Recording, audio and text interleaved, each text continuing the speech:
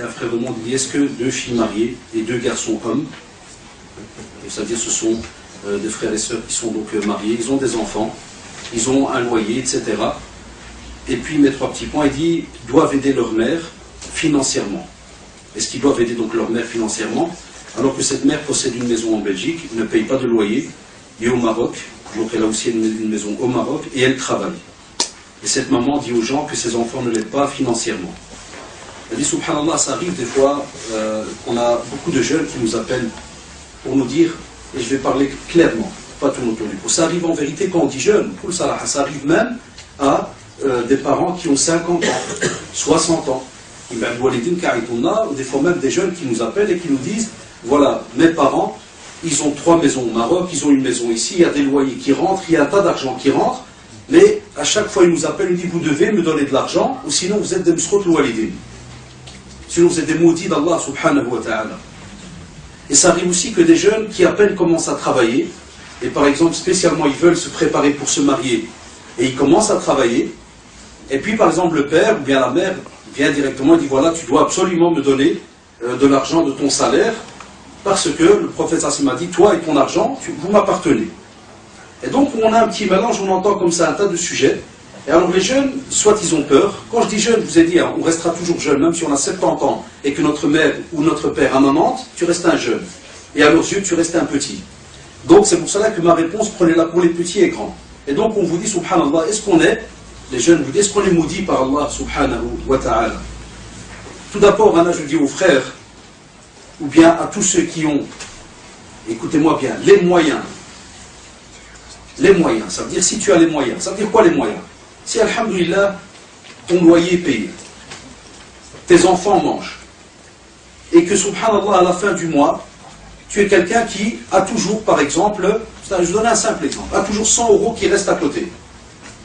Wallahi, ya ikhwan, même si ta mère ou ton père a une villa au Maroc, si tu es capable de donner 10 €, donne. Parce que c'est ta mère et ton père. Même si tu es capable de donner que 10 €, donne.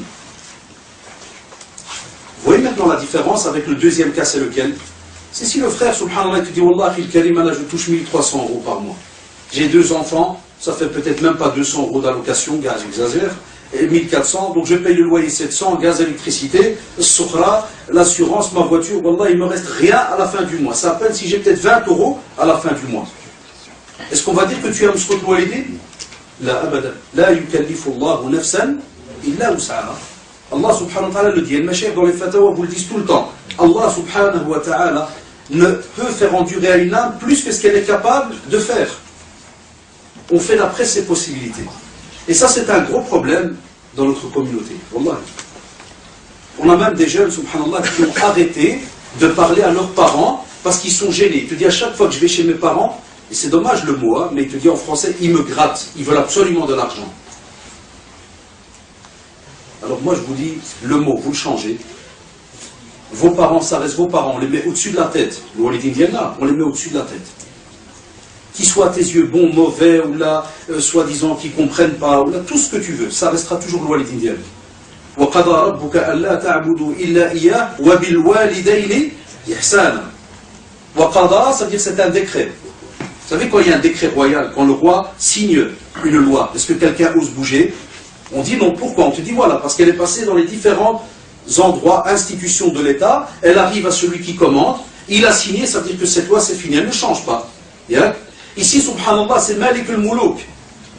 C'est le roi des rois, c'est Allah subhanahu wa ta'ala qui te dit وَقَضَى رَبُّكَ, c'est-à-dire il a décrété lui, subhanahu wa ta'ala, que l'on n'adore que lui. Seul, subhanahu wa ta'ala, et bonté envers les parents. Ihsan vis-à-vis de l'oualidin. Et à ce moment-là, Allah d'alikum, que les parents insultent, ou te rabaissent, ou bien disent que tu es mousrot, ou n'importe quoi, toi, ce qui t'intéresse, chez l'ikehemmek, et qui est très très important, c'est quand même Allah subhanahu wa ta'ala, tu fais ton possible. Qadar ta'ti, tu sais donner, donne. Wallahi, donnez, ya shabab, à vos parents, s'il y a moyen. Vous savez, le prophète dans une tradition dit le meilleur des cadeaux, des aumônes qu'on fait, c'est laquelle? C'est celle que l'on fait aux proches, d'awil arham, ceux qui sont proches de nous, les abdul silat rahim, où il y a un lien de parenté.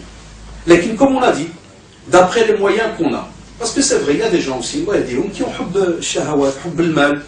Par exemple, d'après la question ici, au contraire, normalement, shabab, quand on a des parents qui, machallah, ils ont une maison ici, des loyers, qui rentrent, ils ont au Maroc, plus ils travaillent, ils ont de l'argent, et ils savent que leurs enfants, ils font presque rien, normalement, ça fait même plaisir que les parents, de temps en temps, ils aident. Ça fait plaisir, ça devrait être l'inverse qu'il devrait y avoir. Lakin, alhamdulillah, regardez Allah, subhanahu wa ta'ala, il a fait les choses d'une manière incroyable, pour que jamais les enfants commencent à faire des comptes avec leurs parents. Il te dit la bonté vis-à-vis d'eux. Tu sais donner, tu donnes, bismillah. Tu ne sais pas, tu viens, tu boussaras al-walida, tu dis al-walida, rabbi alim, Allah ma'ani. Au Canada, j'aurai 1 euro, je te donne la moitié de cet euro.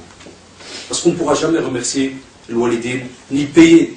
Ah, vous connaissez celui qui faisait le pèlerinage, et qui a demandé, donc il a fait le pèlerinage avec sa mère sur son dos. Et il a dit, est-ce que j'ai remis, il lui a demandé une petite fatwa, il a dit, est-ce que j'ai remis le bénéfice de tout ce que je suis censé remettre à ma mère? Même pas la plus petite des douleurs au moment de la naissance. Tout ça pour vous savez pourquoi? Pour nous dire ce contact qu'on a vis-à-vis des parents et cette relation qu'on a vis-à-vis d'eux, vous avez intérêt à mettre une barrière. Et que même si Shaitan vient rendre visite, Roudou al-Bab. Il ne faut pas ouvrir cette porte. Que ton père parle mauvais, ou insulte, ou rabaisse, ou bien que ta mère, comme des fois des jeunes me disent, il y a des jeunes qui disent, subhanallah, je fais toujours le khayr ma'al walida, et à chaque fois, je fais du bien avec elle, mais à chaque fois qu'elle me voit, jamais un bon mot. Il y a des gens qui ont grandi comme ça. Il est prouvé maintenant, subhanallah, qu'il y a des fois ça arrive qu'il y a des personnes âgées, que jamais leur père ou leur mère à eux, c'est un exemple, il se pourrait que ton grand-père, il n'a jamais dit à ton père, je t'aime, l'habbek fillah. Même pas fillah, parce que c'est son fils. Il y a des parents qui nous l'avouent. Des fois, nous, chez nous, ensemble, je reçois comme ça des jeunes qui ont des problèmes de relation avec leurs parents, et tu dis, il n'y a jamais un mot de bien. Et des fois, alors tu lui dis, dis à ton père de passer en ta mère. Quand il passe et tu lui demandes, tu lui dis, qui est subhanallah? Tu as des fois des parents qui pleurent, il te fait un an, moi, j'ai jamais eu de mon père un signe d'amour. Ça veut dire, dès qu'il n'a jamais dit, ton grand-père, il n'a jamais dit à ton père ou à ta mère, qu'elle habbek, ou bien il toi, il les prend dans les bras, ou bien il leur donne une bise le soir avant de dormir, il leur passe la main sur la tête. Il y a des jeunes qui ont grandi comme ça. Mais ils étaient jeunes, maintenant ce sont tes parents, ils ont peut-être 40, 50, 60 ans. Vous ne savez pas comment ont grandi certains. Et des fois, il arrive que certains parents, ils ont ça dans le sang. C'est comme ça, il y a des gens comme ça, ils aiment bien le dunya, ils aiment bien l'argent. Même s'ils ont 1 million, ils veulent 2. Comme a dit le prophète sallam, même si tu lui offres une rivière en or, il voudrait la deuxième. Laquelle, ça reste tes parents. Enfin, donc la personne qui a posé la question ici, c'est très simple.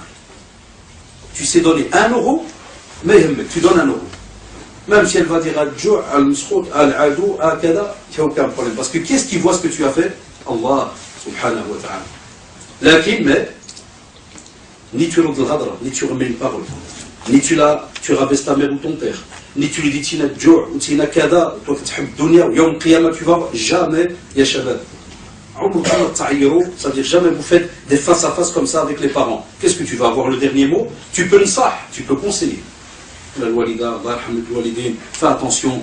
Regarde combien d'argent tu as. Tu donnes même pas de sadaqat. Tu donnes pas d'aumône. Chaque fois quand je te demande, tu veux rien. Au contraire, tu veux que. Et tu avances petit à petit. À des nasiha qu'on peut donner par rapport donc à cela. Wallahu ta'ala.